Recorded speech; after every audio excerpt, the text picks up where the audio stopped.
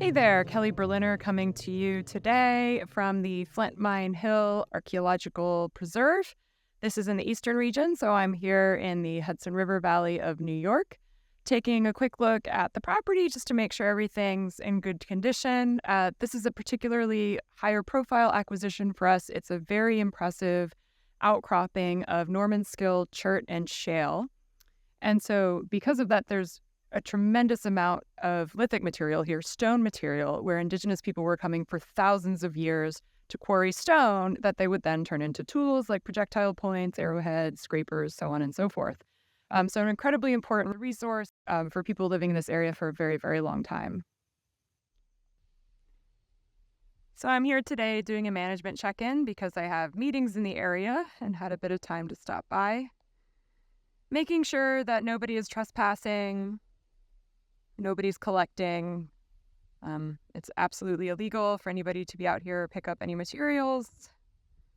And generally just making sure we don't have ATV issues or anything else going on that would need a bit of our attention.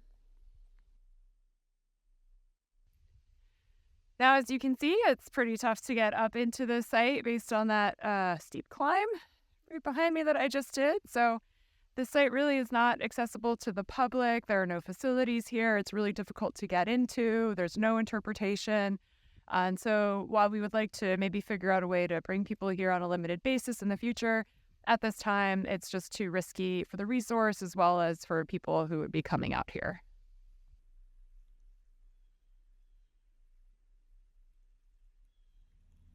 So you can see that this entire hill is made of stone. It's a large outcropping, as I said.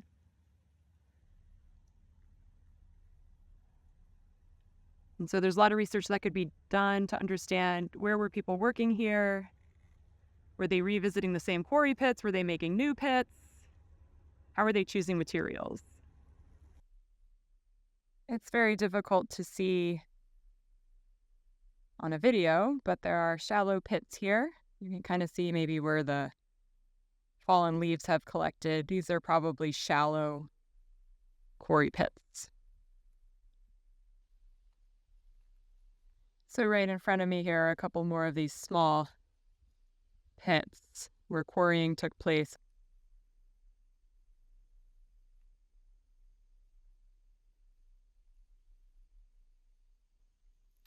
The reason I say this was a bit more of a high-profile acquisition for us was because the site, which is at least the portion that the Conservancy now owns, which is around 60 acres, give or take, was owned by the Long Island chapter of the New York State Archaeological Association. They had protected the site, and prior to that, there's a really long, rich history of interest in this site, archaeological research, and attempts at preservation.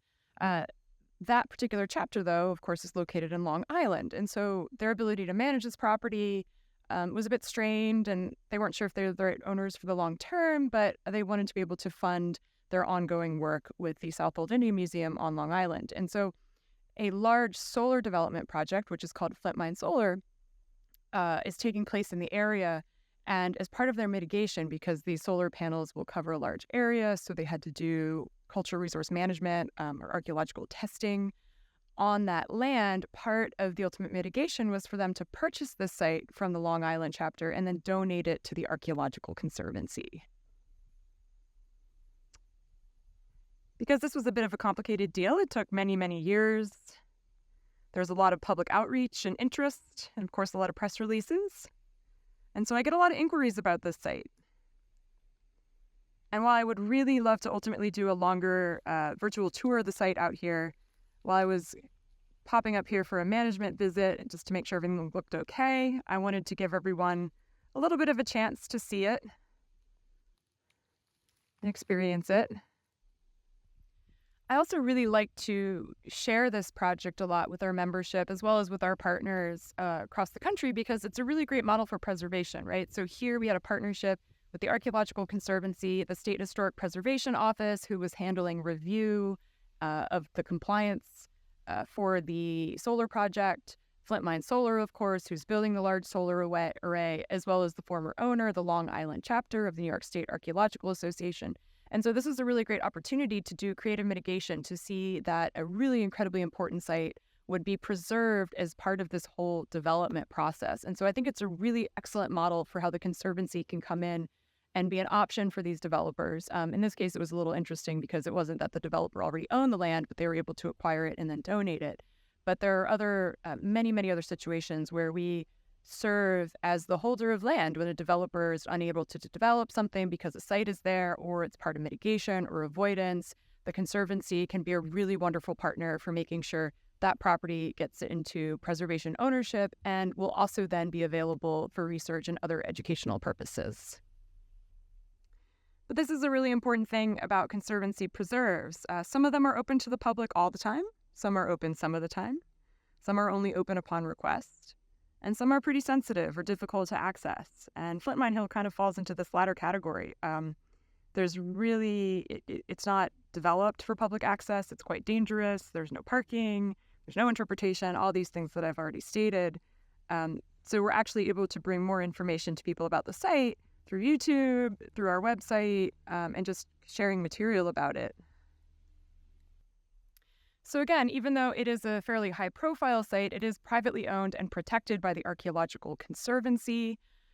We manage it as an open space research preserve. That doesn't mean that it's totally closed off to people coming here, but we just can't do tours on an individual basis, though for educational purposes, for research purposes, we're certainly willing to entertain those requests.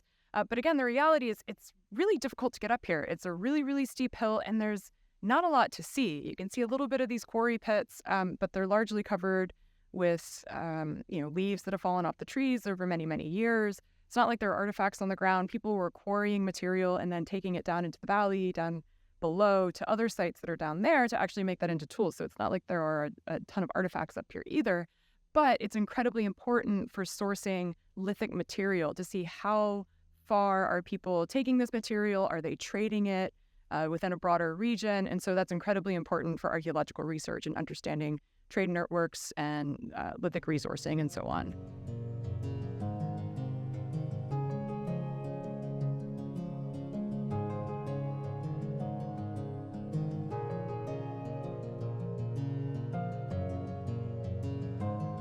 So a sample of the ever so important but perhaps less glamorous side of property management: posting signage, marking boundaries. Out here with an exciting bag of management supplies. Just making sure this place stays protected.